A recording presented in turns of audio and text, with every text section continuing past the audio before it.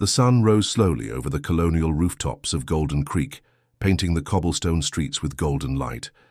Emily Walker watched this transformation from her bedroom window as she tied her brown hair into a messy ponytail. At 16, she didn't share the same passions as other teenagers in the historic town. While many dreamed of colleges in distant cities, Emily found her refuge in the stables of her father's horse ranch. "Honey, you'll be late for school." Jack Walker's voice echoed through the century-old house, mixing with the aroma of freshly brewed coffee that filled the space. Jack Walker was a respected veterinarian in the region. Tall, with prematurely gray hair and calloused hands that knew hard work well, he had raised Emily alone since she was 7, when Sarah, his wife, disappeared, without a trace except for a brief, mysterious letter. "Coming, Dad," Emily replied, casting a final glance at the horizon, where the Montana mountains created silhouettes against the clear sky. In the kitchen, Jack prepared toast while reviewing notes about a stallion he would treat that day. "Are you stopping by the ranch after school?" he asked, pouring a glass of orange juice for his daughter. "Yes, I promised Blossom I'd bring her apples." Jack smiled. Blossom was a gentle mare about to give birth, and Emily had developed a special connection with the animal in recent weeks. It wasn't uncommon to find his daughter talking to horses as if they could understand her. The most surprising thing, however, was that the animals seemed to genuinely respond to her presence. "You know, Emily, your way with horses, it's not something common." The young girl shrugged, nibbling on a piece of toast. "I just like them." "Dad, it's not a big deal. It's more than that. Remember that chestnut stallion nobody could calm down? The moment you walked into the stable, he stopped whinnying." Emily smiled but avoided the subject. Whenever her father brought up this topic, she felt a mixture of pride and discomfort. It was as if that ability was too intimate to discuss, something that belonged only to her and the animals. At school, Emily was a quiet student with few friends. During breaks, while other students chatted animatedly about parties and social media, she leafed through a book on equine behavior. "Always about horses, huh?" commented Madison, her only close friend, sitting down beside her. "Did you hear the annual fair starts tomorrow? Everyone's talking about it." "My dad's participating as the on-call vet. I'm going to help him. I heard they're bringing an impossible-to-tame horse. Thunder, I think that's his name." The name made Emily look up from her book. There was something about that word that immediately sparked her curiosity. "Thunder? Where's he from?" "From a ranch in Horizon City. They say nobody can ride him. The owner, some guy named Alan Carter, is offering the horse to whoever can." That afternoon, arriving at her father's ranch, Emily found Jack talking with a man she didn't recognize. Tall, in an impeccable suit and with precise gestures, he seemed out of place among the stables and the smell of hay. "Emily, this is Dr. Samuel Anderson. He's an ethologist and he's here for tomorrow's fair." "Ethologist?" she asked politely, extending her hand. "I study animal behavior," he explained with a gentle smile. "Your father was telling me about your special connection with horses." Emily gave her father a look of disapproval, which he seemed not to notice. "It's nothing special," she replied, looking away. "I just like spending time with them." That night, Emily had trouble sleeping. There was a restlessness in the air, as if something important was about to happen. Through the window, she observed the stars shining over the historic town, while a name echoed in her mind: Thunder. The next morning, the town was transformed. Colorful tents filled the central square. Merchants loudly advertised their products and horses of different breeds paraded with their handlers. The annual Golden Creek Fair had begun, and with it, a turning point in Emily's life that no one could have predicted. The main square of Golden Creek buzzed with activity that Saturday morning. The intense blue sky contrasted with the colorful facades of the colonial houses as the crowd gathered around improvised enclosures. Emily walked beside her father, observing the movement with attentive eyes. "It's going to be a busy day," commented Jack, adjusting his veterinary equipment bag. "If you need me, I'll be in the main tent." Emily nodded, but her attention was already captured by something different. A growing murmur formed in the center of the square, where a larger enclosure than the others attracted curious onlookers. Following her instinct, she approached, making her way through the crowd until she reached the front row. That's when she saw him. A stallion as black as the deepest night, standing over 16 hands high, gleaming under the morning sun. His eyes, an almost amber brown, seemed to contain fire within them. The animal moved restlessly, refusing to stand still while two handlers tried unsuccessfully to control him.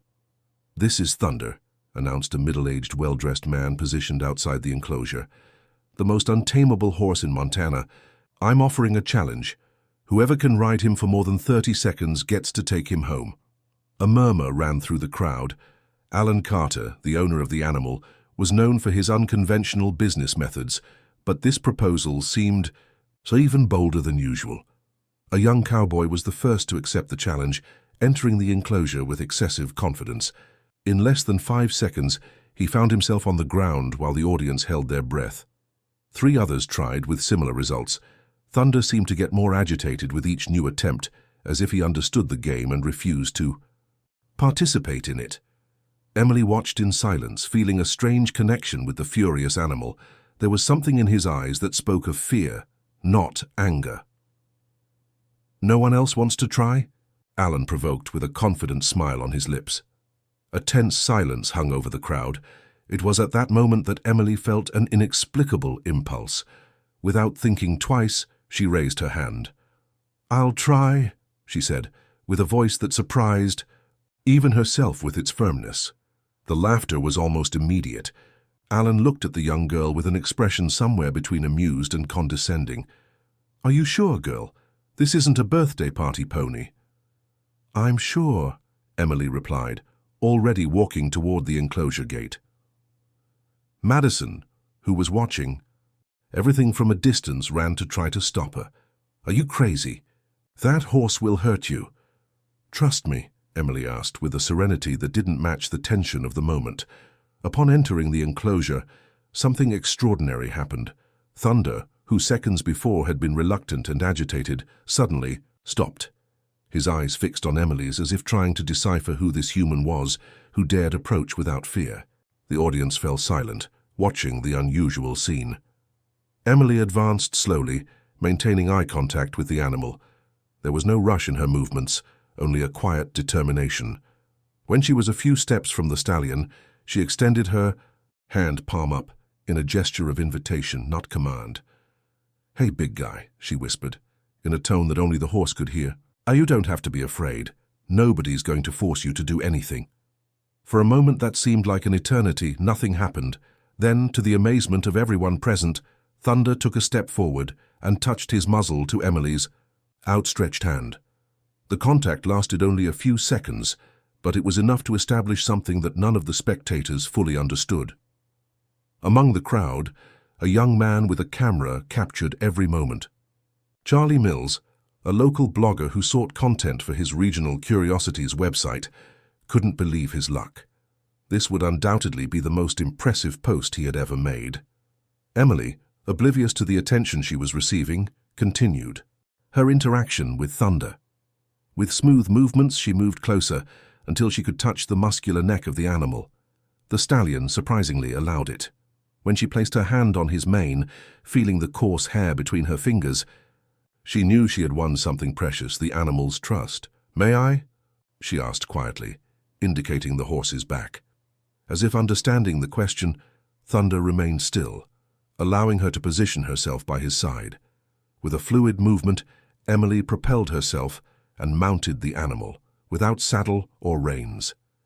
The crowd held their breath, waiting for the violent reaction that would surely come, but it didn't come. Thunder remained calm with Emily on his back, as if it were the most natural thing in the world. The seconds passed, turning into a minute, then 2.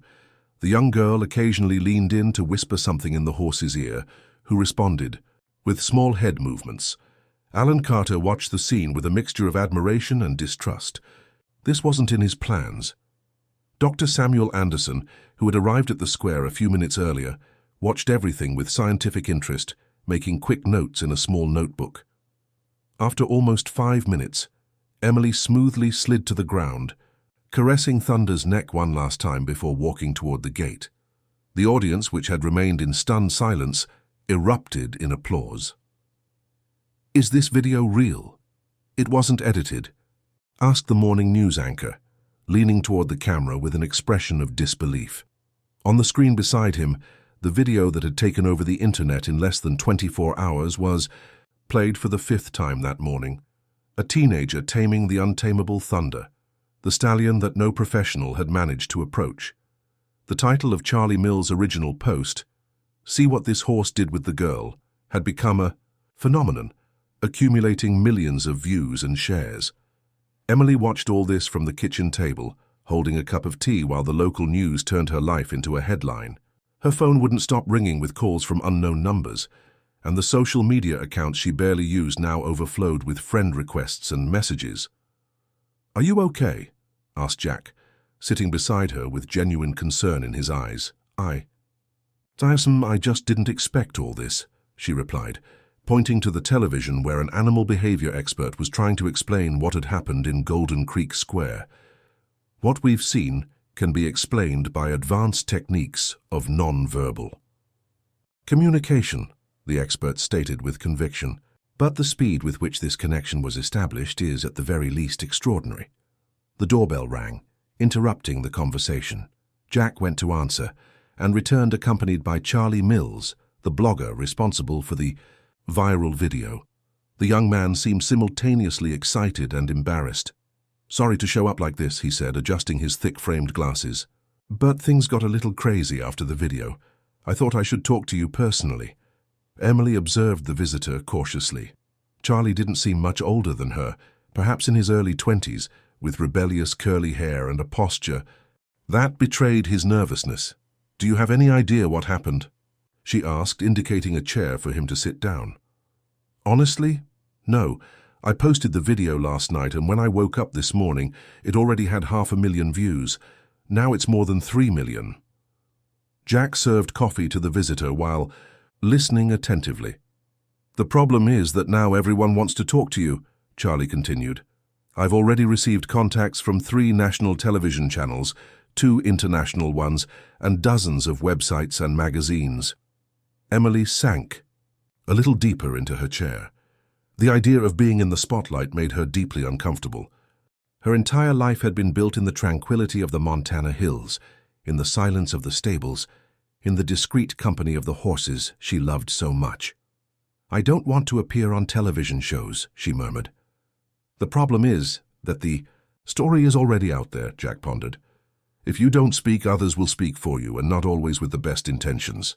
The landline phone rang and Jack went to answer it. When he returned, his expression had changed.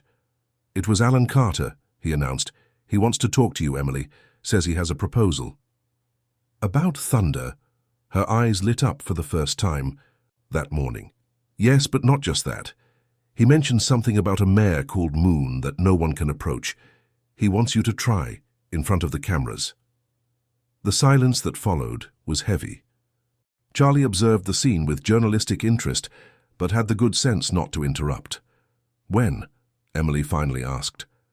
"Tomorrow, at his ranch on the outskirts of Horizon City." That afternoon, while the internet continued to boil with theories about the girl who talked to horses, Emily went to the stable where Thunder had been temporarily installed. The animal seemed calmer now, but still maintained that vigilant posture that characterized him.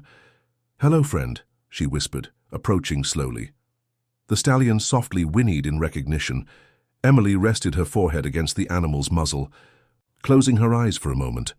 In that silent contact, she felt a peace that the world out there, with its cameras and expectations, couldn't offer.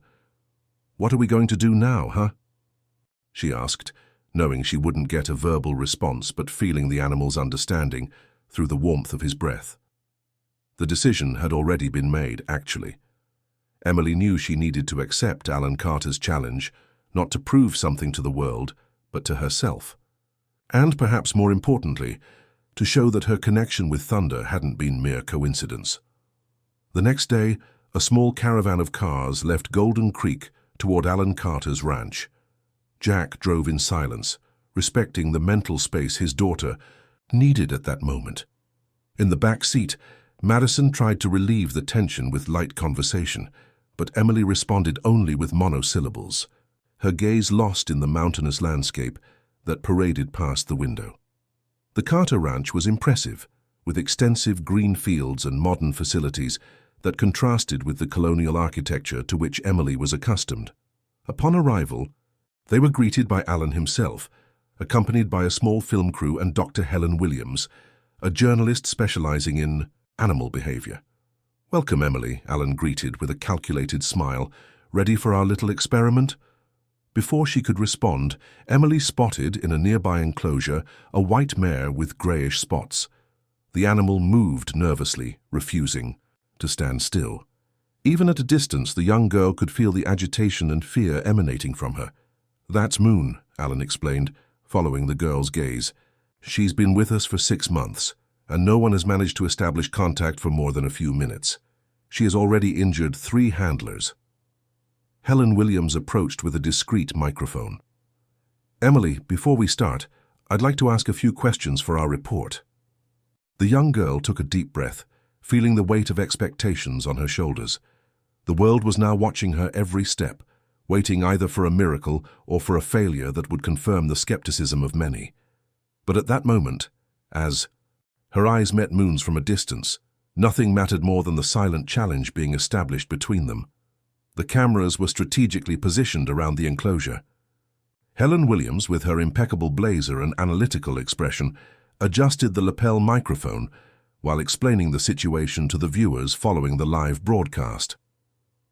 "We are about to witness an extraordinary event," she announced with the modulated voice of someone who masters the art of communication. Emily Walker, the young woman who impressed America with her ability to tame the untamable thunder, will now face a new challenge: Moon, a mare known for her unpredictable and potentially dangerous behavior. Emily heard everything from a distance, focused on her own thoughts as she observed the animal. Moon was different from Thunder. While the black stallion displayed proud fury, the mare showed nervousness that bordered on panic. Her eyes, an almost translucent blue, moved rapidly, as if searching for an invisible threat. "Do you have a specific method?" asked Alan, approaching with that same calculated smile. "Any tricks we should know about?" "There are no tricks," replied Emily, without taking her eyes off Moon. "I just need everyone to keep their distance and be quiet when I enter." Alan raised his eyebrows but nodded, instructing the team to step back. Helen discreetly protested, arguing that she needed to capture the audio of the interaction, but eventually yielded to Jack's firmness, who unconditionally supported his daughter. When everyone was positioned at a respectful distance, Emily took a deep breath and entered the enclosure. Moon immediately backed away, pressing herself against the opposite end of the structure, her ears flat back in a clear sign of discomfort. "It's okay," whispered Emily, stopping a few meters away. "I won't come closer if you don't want me to." The mare whinnied nervously, stamping one of her front hooves on the ground. The tension was palpable both inside and outside the enclosure. A few meters ahead, Helen narrated the scene in a low voice, while the cameras captured every movement. Emily decided to sit on the ground, an unusual posture that surprised the observers. Crossing her legs in lotus position, she simply waited, keeping her eyes fixed on the animal but without any expression of expectation or anxiety.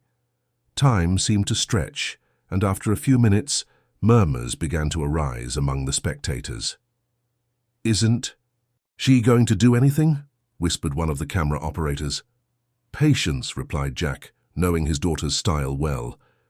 After almost 10 minutes of apparent inactivity, something began to change. Moon, who until then had remained defensive, took a small step forward, then another. Her movements were hesitant, but curiosity seemed to gradually overcome fear. Emily remained motionless, just following with her gaze. When the mare was approximately 2 meters away, she stopped again. Emily then did something no one expected. She began to sing. It was a simple melody, almost a lullaby in a low and melodious tone. The mare tilted her head as if trying to understand this new element. "Amazing," murmured Helen to the camera. "She's using sound stimuli to establish an emotional connection with the animal." Slowly, Emily extended her hand, palm up, in a silent invitation. Moon hesitated, advanced a bit more, backed away, and finally, after what seemed like an internal deliberation, brought her muzzle to the young girl's fingers. The contact was brief, but significant. A collective sigh ran through the audience. "You've been through a lot, haven't you?" whispered Emily, now standing up with calculated movements so as not to frighten the animal. The mare allowed a closer approach, and Emily began to caress her neck with gentle touches.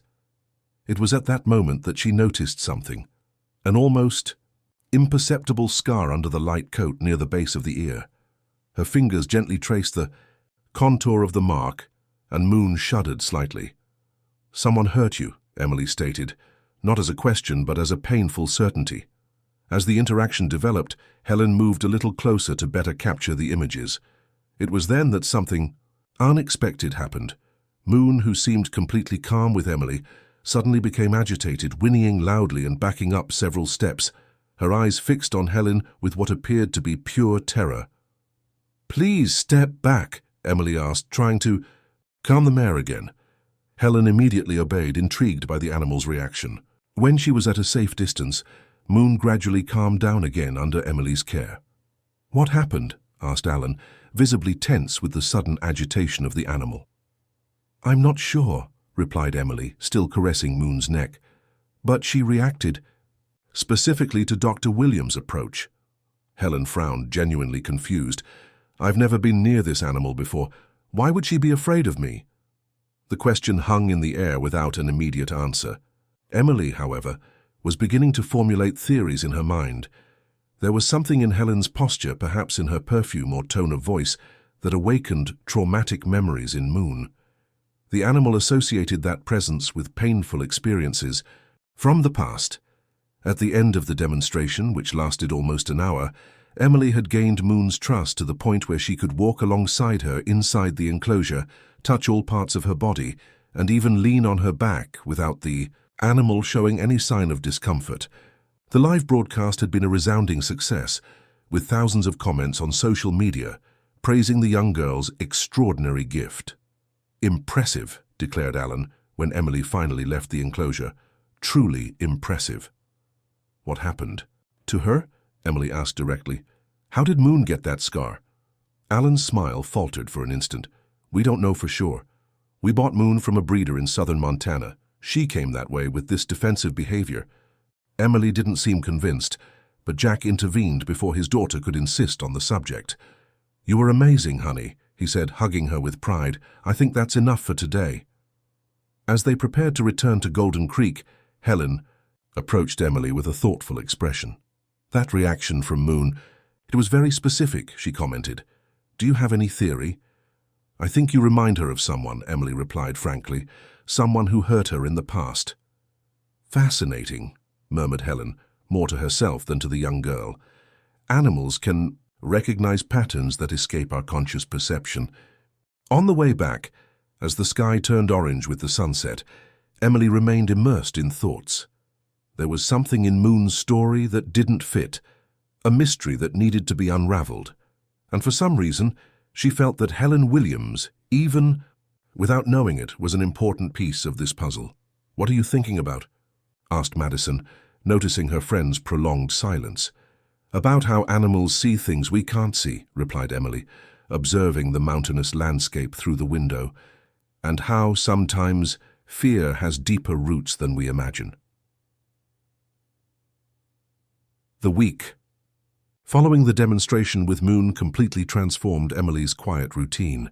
The Walker House, previously a peaceful refuge in the hills of Golden Creek, now daily received journalists, curious onlookers, and even scientists interested in the phenomenon that the media was beginning to call the Enchantress. The yard, usually silent except for the occasional whinnying of horses, was occupied by broadcast vans and reporters' cars. "I can't stand giving any more interviews," Emily confided to her father as they had breakfast in the kitchen, "the only time of day when they had any privacy. They always ask the same questions and they never accept my answers." Jack observed his daughter with concern. Her eyes, usually bright and attentive, now showed pronounced dark circles. The fatigue wasn't just physical, but also emotional. "Maybe we should take a few days away from all this," he suggested, serving more juice for his daughter. "We could visit your aunt in Liberty." Before Emily could respond, the phone rang. Jack answered with a sigh of resignation, expecting yet another interview request. His expression, however, changed as the conversation progressed. "I see. Yes, she's here." "One moment," he said, covering the phone's mouthpiece with his hand. "It's Dr. Samuel Anderson, the ethologist we met at the fair. He wants to talk to you." Emily took the phone with curiosity. She vaguely remembered the tall, formal man who had shown interest in her work with horses. "Hello?" "Good morning, Emily."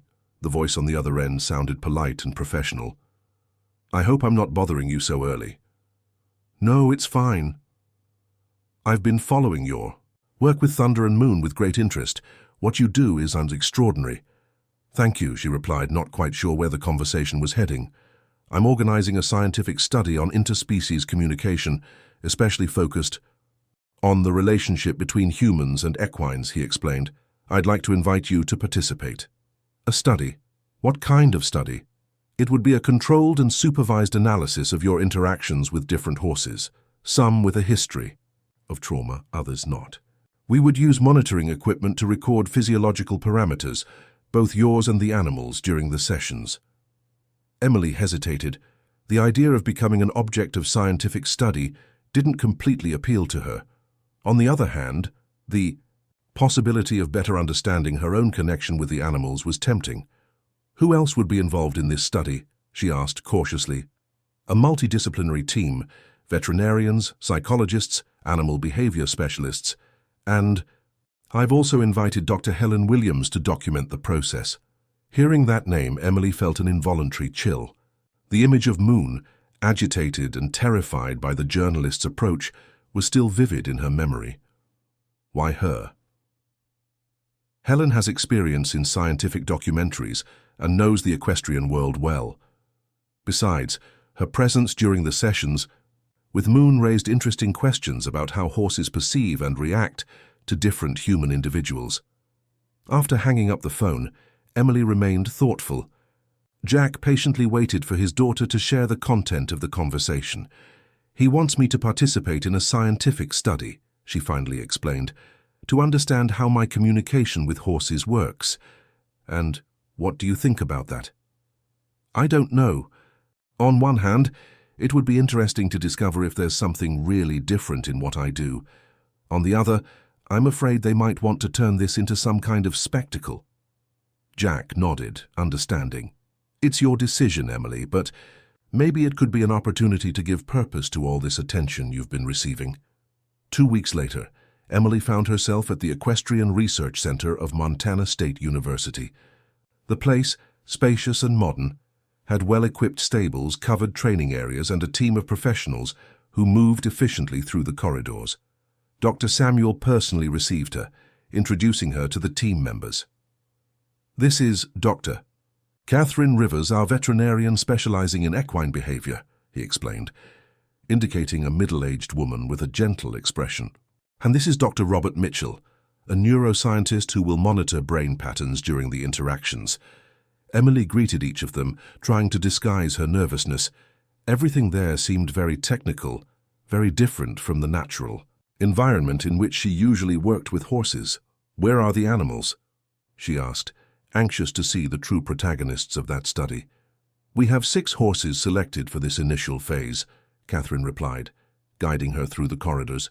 3 of them have a history of trauma or aggressive behavior, while the other 3 are considered well-adjusted and sociable. Upon reaching the stables, Emily immediately felt the atmosphere change. The familiar smell of hay and the soft sound of the animals brought instant comfort. She approached the first stall where a chestnut observed the visitors with attentive eyes. "This is Valor," Catherine introduced. "He was rescued from a situation of mistreatment about 8 months ago. He's still wary with most people." Emily slowly extended her hand, allowing the horse to smell it. Valor initially backed away, but soon returned, curious. His brown eyes studied the young girl with intensity.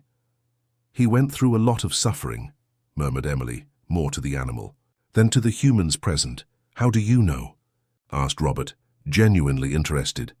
It's in his eyes, and in the way he holds his ears, always alert, always expecting something bad. The first day of tests was exhausting. Emily was connected to sensors that monitored her heart rate, brain, activity and cortisol levels while she interacted with each of the 6 horses. The animals also received similar monitoring to the extent possible. High-definition cameras captured every gesture, every movement, every exchange of glances. Helen Williams observed everything from an adjacent room, through a one-way glass, occasionally taking notes on her tablet. Her presence, even at a distance, made Emily uncomfortable, but the young girl tried to focus only on the animals. At the end of the day, while the technical team analyzed the first collected data, Samuel invited Emily for a private conversation in his office. The preliminary results are fascinating, he commented, showing some graphs on the computer. Observe these patterns. When you approach the traumatized horses, your heart rate enters a kind of synchrony with theirs. What does that mean? It's still too early for definitive conclusions, but there seems to be a level of physiological empathy that we rarely observe in interspecies interactions. Emily absorbed the information in silence. Part of her had always known there was something special about her connection with horses, but seeing it translated into graphs and scientific terms almost seemed like an invasion. There's one more thing, Samuel continued, hesitant. We noticed something curious when Helen approached the observation area during your interaction with the 3rd horse, Star. What happened? Just like Moon, Star showed immediate agitation. But the most interesting thing was that you also presented almost simultaneous physiological alterations, as if you perceived the animal's restlessness before it was visibly demonstrated. That night, staying in a hotel room near the university, Emily couldn't sleep. The day's discoveries, Samuel's theories, and especially the mystery surrounding the horse's reaction to Helen all spun in her mind like pieces of a complex puzzle. Her cell phone vibrated with a message. It was from an unknown number. We need to talk about Helen Williams. She's not who she says she is. Meet me tomorrow, 8 a.m. at the coffee shop across from the university. Come alone.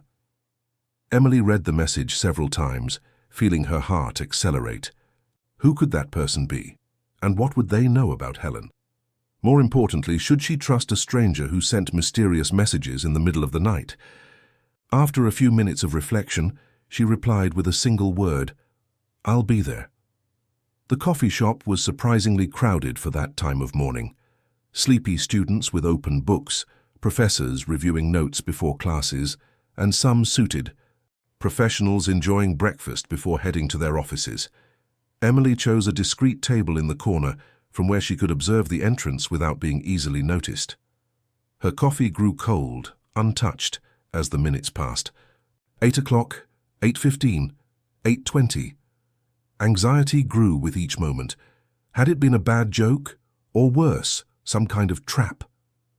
When she was about to give up, a woman of approximately 50 years entered the coffee shop.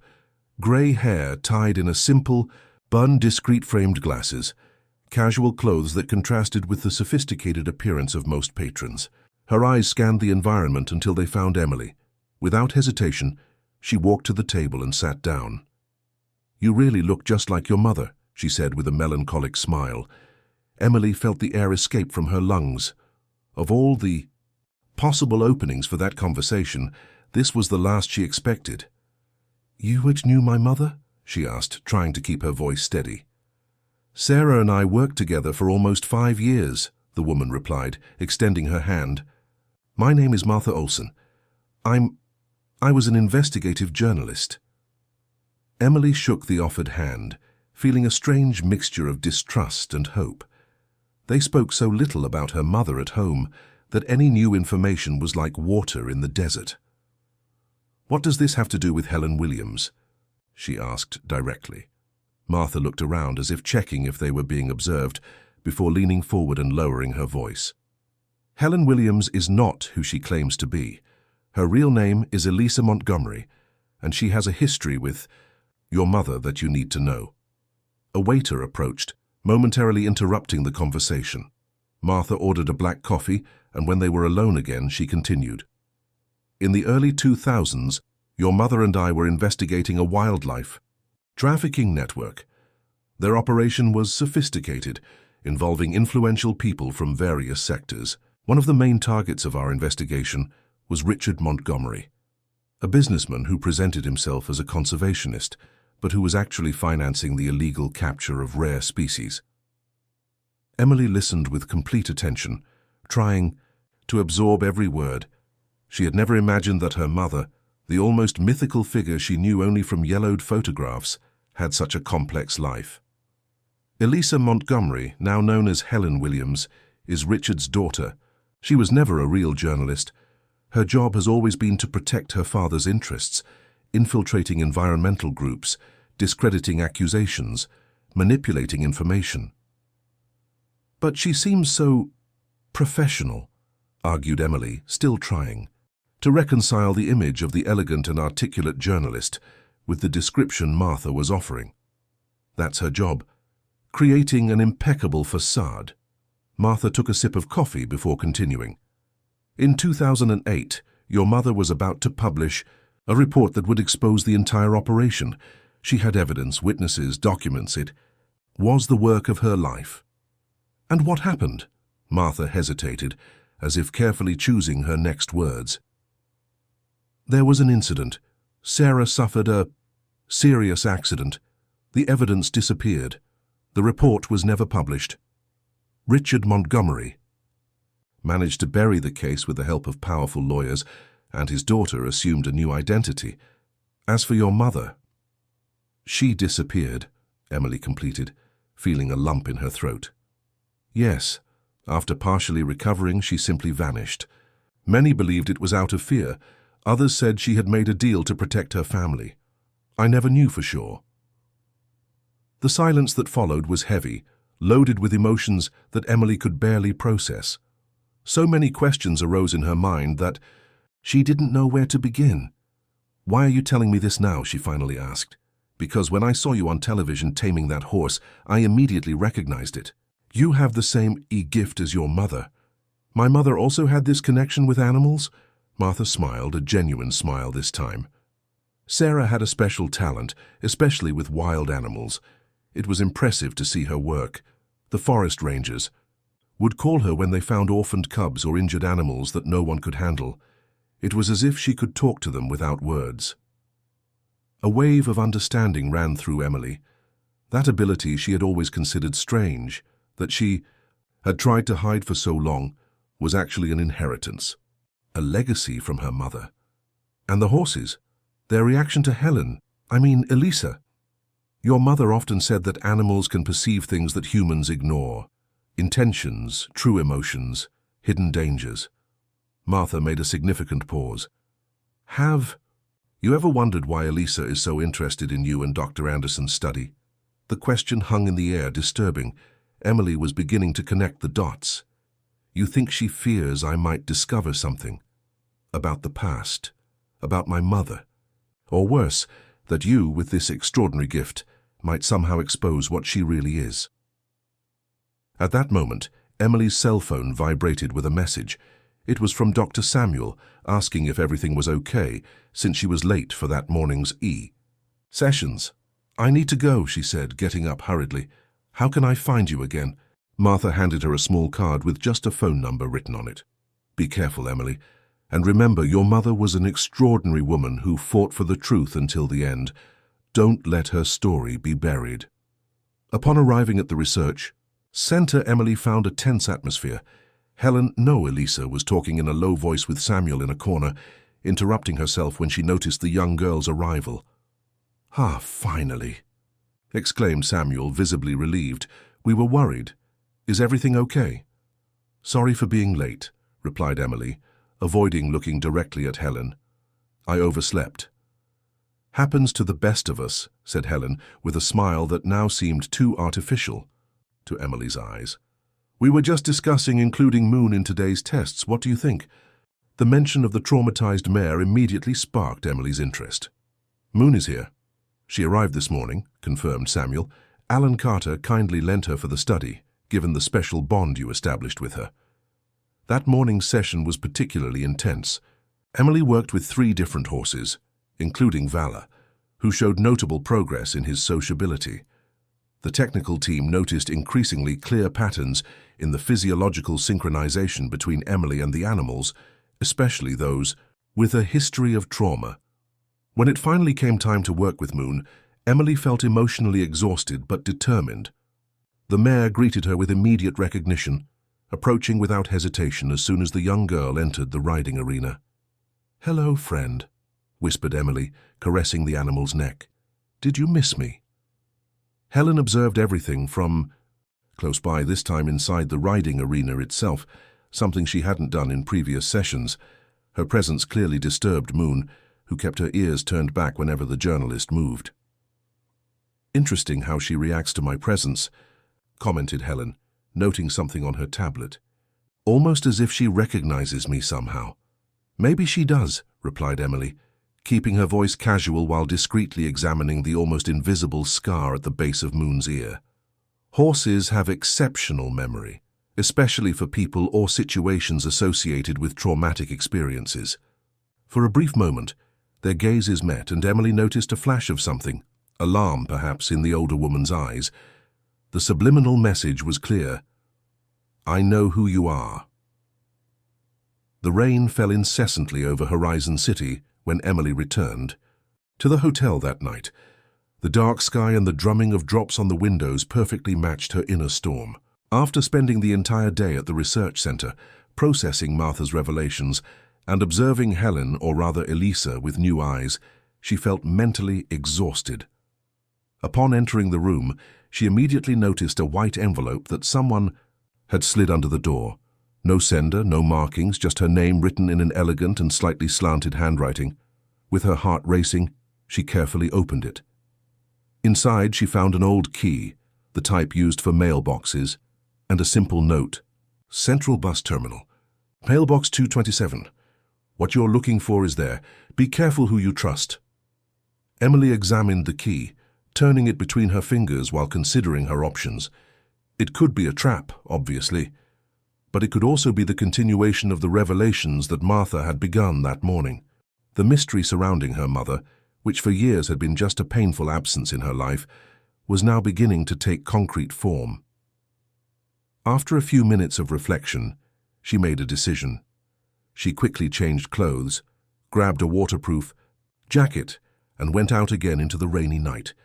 The taxi dropped her off in front of the bus terminal in less than 20 minutes. The place was relatively empty at that hour, with only a few solitary travelers waiting for night buses. She found the mailbox area in a side corridor, partially hidden by a beverage machine. She located box 227 and, with slightly trembling hands, inserted the key into the lock. She turned it and the small door opened with a metallic click. Inside was a brown envelope, thicker and larger than the first. Emily quickly took it and tucked it inside her jacket before leaving the terminal. Back at the hotel, with the door locked and the curtains closed, she finally allowed herself to examine the contents. The first thing she saw was a photograph. A young woman, perhaps in her early 30s, with dark hair and deeply familiar eyes, the same eyes Emily saw every day in the mirror. She was next to a young wild horse in some kind of natural reserve. On the back of the photo, a date, Everglades, 2007, and a note. "My last work before the big report." There were also newspaper clippings yellowed by time, most about wildlife, trafficking, and a scheme that involved falsification of documents for illegal export of endangered species. One name appeared in several of them: Richard Montgomery, always described as businessman and philanthropist, frequently photographed at charity events related to environmental conservation.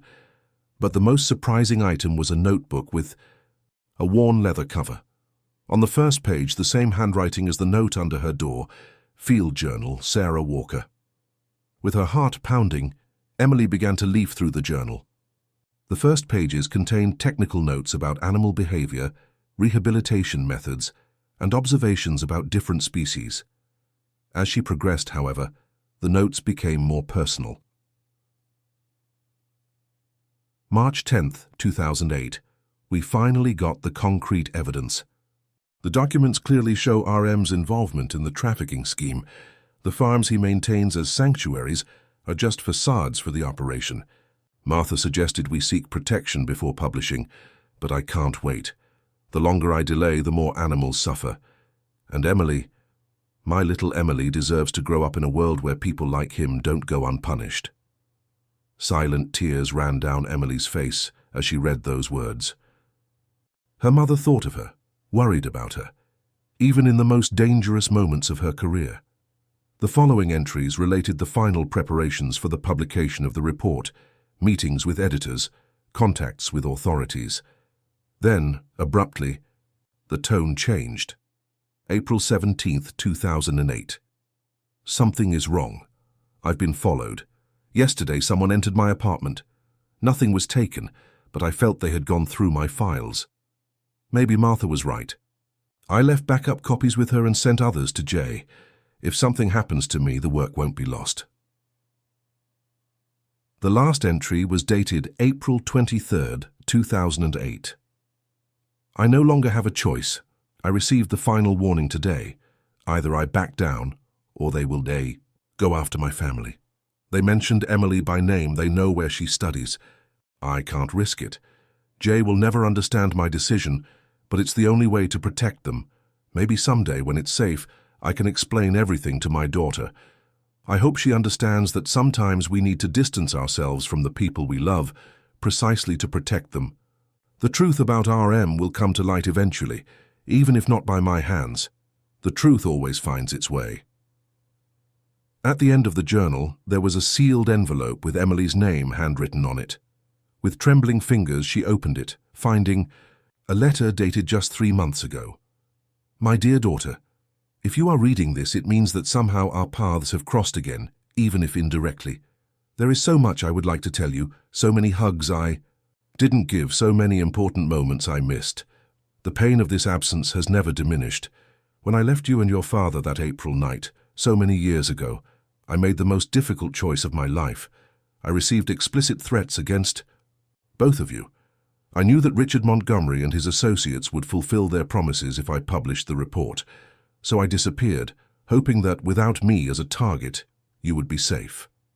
For years I observed your life from afar. I watched you grow, always in contact with Martha, who sent me photos and news. I learned of your gift with animals and how it flourished even without my guidance. This brought me joy in very dark times. Recently, I became aware that Elisa Montgomery has resurfaced as Helen Williams, approaching scientific and academic circles related to animal behavior. I fear this is not a coincidence, especially if your gift has become public. Be careful. The Montgomerys protect their secrets at any cost. I don't know if we will ever have the chance to meet again in person. There are risks I still cannot take. But I want you to know that there hasn't been a single day when I didn't think of you, when I didn't feel proud of the woman you've become. Continue trusting your gift. It is real, it is special, and it is more important than you imagine. Animals see truths that humans try to hide. Trust them. With eternal love, your mother, Sarah. Emily reread the letter several times, trying to absorb every word, every emotion contained in that paper. Her mother was alive. She had thought of her all these years. She hadn't abandoned the family by choice, but to protect it. A knock on the door interrupted her thoughts. Quickly, she put all the documents in her backpack before asking who it was. Emily, it's me, Samuel. Can we talk? Taking a deep breath to regain her composure, she opened the door. The ethologist looked worried, with pronounced dark circles and slightly disheveled hair. Sorry to come so late, but I need to speak with you in private, he said, nervously looking at the empty corridor. What happened? May I come in? It's not something to discuss in the hallway. Hesitantly, Emily stepped aside, allowing him to enter. Samuel walked to the window, checking the street below before turning to her. I discovered something about our study data. Someone has been manipulating the results. What do you mean? The original files from your sessions with Moon and Valor have been altered. Subtly, but definitely altered. Some peaks of brain activity were smoothed out. Statistical correlations were reduced. Who would do that and why? My first suspicion fell on Helen, especially after I noticed the unusual reaction of the horses to her presence. I began to investigate discreetly and found inconsistencies in her resume. I made some calls today. Helen Williams hasn't worked for any of the media outlets she lists in her resume. Emily felt a shiver run down her spine. She was about to share with Samuel what she had discovered about Helen's true identity, but something held her back. What? If he was also part of it? How to know who to trust? Why are you telling me this? She asked cautiously. Samuel sat on the edge of the bed, suddenly looking exhausted. Because I believe in what we're doing here. This study could revolutionize our understanding of communication between species. Your gift is real, Emily, and the scientific implications are enormous. I cannot allow it to be compromised by fraud. There was sincerity in his voice, but Emily could no longer afford the luxury of trusting just impressions. Have you mentioned this to anyone else?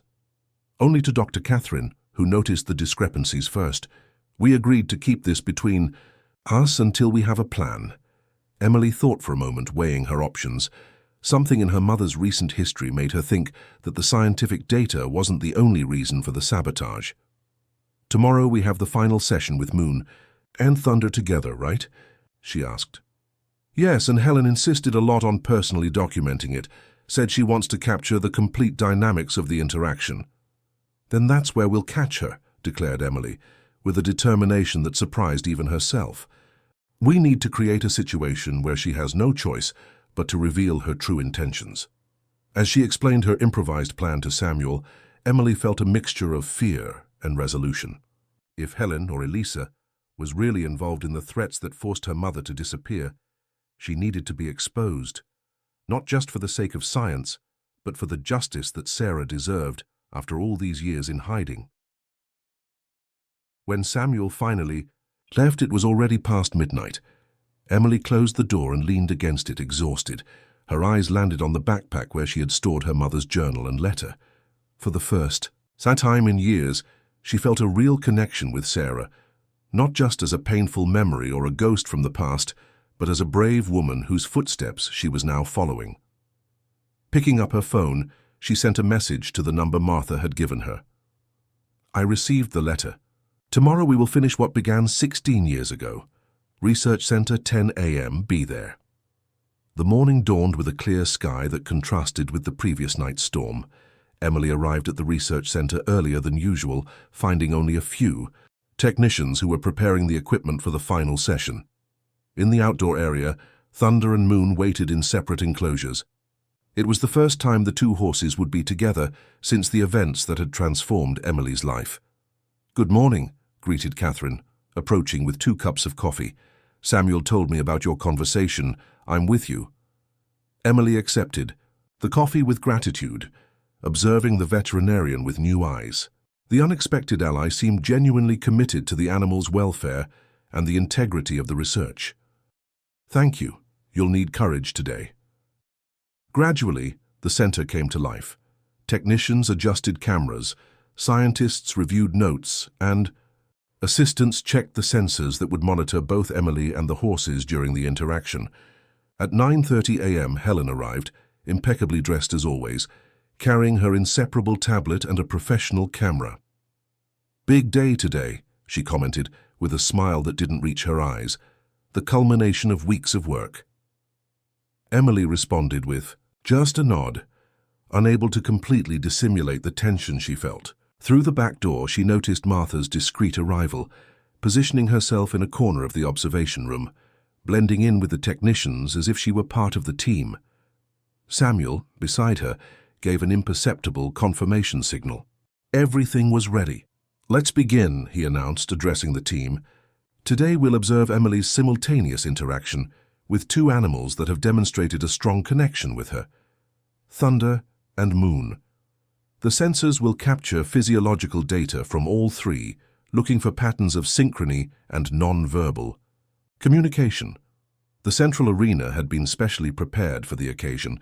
Larger than the riding arenas used in previous sessions, it offered enough space for both horses to move freely. Emily took a deep breath and entered, followed by 2 handlers who brought the animals on loose leads. As soon as the handlers withdrew, Leaving Emily alone with the horses, something remarkable happened. Thunder and Moon, who had never met before, approached each other with calm curiosity, like old acquaintances meeting again. Emily remained still, just observing the natural interaction between them. "Fascinating," murmured Samuel to the observers. "No sign of dominance or territoriality." Helen moved to capture better angles with her camera, approaching the arena closer than the protocol allowed. Immediately, both horses turned their attention to her, with alert ears and tense posture. Emily seized the moment. "They can sense, you know," she said aloud, addressing Helen directly. "They sense when someone is hiding who they really are." Heavy silence fell over the environment. Helen slowly lowered the camera, her eyes fixed on Emily. "I don't know what you're talking about," she replied, but there was an almost imperceptible tremor in her voice. "I'm talking about Elisa Montgomery," declared Emily, keeping one hand on each horse to calm them. "I'm talking about Richard Montgomery and the animal trafficking that my mother was investigating before she was forced to disappear." Surprised murmurs ran through the observation room. Elisa quickly looked at the exits like someone calculating escape routes. "These are serious and completely unfounded accusations," she said, trying to maintain her composure. "Dr. Samuel, I think we better interrupt this session. The girl is clearly disturbed." "Actually," intervened Samuel, approaching with a tablet in hand, "we just received official confirmation from the Melo Franco Institute, where you claim to have worked for 5 years. They never had an employee named Helen Williams." Elisa's face visibly paled, her eyes now cold and calculating fixed on Emily with a disturbing intensity. "You don't know what you're getting into, girl," she hissed, finally abandoning the professional facade. "Some stories should remain buried." "Like Moon's story?" asked Emily, caressing the mare who now positioned herself protectively at her side. I recognized the mark on her ear. It's the same pattern used at the Montgomery farm to identify animals, and she recognized you, not as Helen, but as the person who mistreated her before. The tension in the environment was palpable. Employees and scientists observed the scene, confused by the unexpected turn of events. It was at that moment that Martha came out of the shadows, walking until she stood beside Emily. "Hello, Elisa," she said, with a calmness that contrasted with the charged atmosphere. "It's been a while." "You," growled Elisa, her face contorting into a mask of hatred. "I should have guessed you would be behind this." "I'm not behind anything," replied Martha. "I just helped the truth find its way, as Sarah always believed it would." At that instant, the back doors opened and a figure that Emily knew only from photographs slowly entered. Hair now completely grey, face marked by time, but the same intense eyes she had inherited. Sarah Walker, in flesh and blood, after 16 years of absence. The world seemed to freeze. Emily felt her legs weaken, and instinctively Thunder moved to give her support, his solid body serving as sustenance. Sarah walked to her daughter, stopping a few steps away, her eyes shining with contained tears. "My daughter," she said, with a voice choked with emotion. "You've grown so much." Before Emily could respond, Elisa made an abrupt movement toward the exit. 2 security guards, previously instructed by Samuel, blocked her path. "The authorities are on their way," informed Samuel. "We received this morning documents detailing Richard Montgomery's and his daughter's involvement in various environmental crimes. The judge has already issued search and seizure warrants for the Montgomery's properties." "This isn't over," threatened Elisa as she was escorted out. "My father has enough influence to bury all of you." "Not this time," replied Sarah with a serenity that came from years of patient waiting. "The truth has finally come to light." When the doors closed behind Elisa, silence returned for a few moments. Mother and daughter observed each other, 16 years of absence weighing between them like an abyss that seemed impossible to cross. It was Emily who took the first step, followed closely by Thunder and Moon, like a strange, improvised family. Why didn't you come looking for me before?" she asked with a trembling voice. "Because the threats never really ceased," replied Sarah. "Only now, with the evidence finally secure and the authorities involved, can I come out of the shadows without putting you or your father at risk." Emily nodded, trying to absorb the enormity of that moment. There were so many questions, so many conflicting emotions: anger for the abandonment, relief for knowing the truth, fear of the uncertain future that was taking shape ahead. "Your gift," continued Sarah, looking with admiration at the horses that remained faithfully by her daughter's side.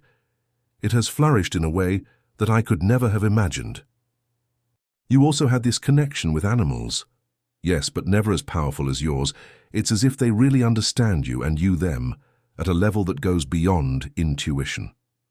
Thunder softly whinnied, as if agreeing. Moon brought her muzzle to Emily's shoulder in an almost human gesture of comfort. The young girl closed her eyes for a moment, feeling the presence of those beings who had transformed her life. "What happens now?"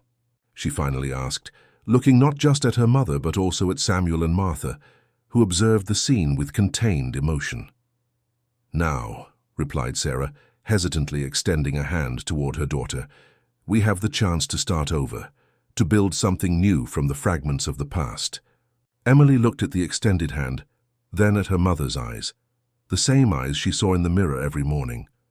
With a deliberate movement, she stepped forward, and for the first time in 16 years, felt Sarah's arms around her. The embrace was simultaneously strange and familiar, like returning to a home she had never really known. 3 years later, a small farm on the outskirts of Golden Creek became a world reference in the rehabilitation of traumatized animals. The Walker Center, directed by mother and daughter, combined traditional scientific knowledge with the intuitive techniques that both had developed over the years.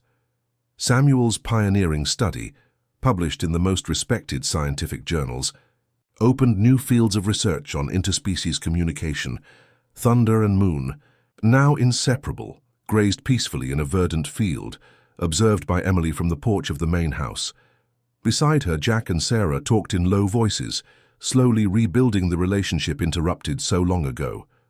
The scars of the past were still there, but as Emily always told visitors to the center, scars are not just marks of pain, but also witnesses of healing. On a sunny afternoon, while leading a group of students through the center, Emily noticed a little girl of approximately 5 years who separated from her parents to approach the enclosure where a recently rescued foal was recovering. The animal, normally wary with strangers, walked directly to the child, lowering his head so she could touch him. Emily observed the scene with a smile, recognizing in that spontaneous connection the same gift she had inherited from her mother. The cycle continued, the silent language of animals finding new interpreters with each generation. That night, sitting between Thunder and Moon under the starry Montana sky, Emily reflected on the extraordinary journey that had begun at that horse fair years ago. The gift she had once considered strange, almost a burden, was now her greatest strength and the foundation of her mission in the world. "Thank you," she whispered to the horses that rested peacefully by her side. They, as always, seemed to understand perfectly.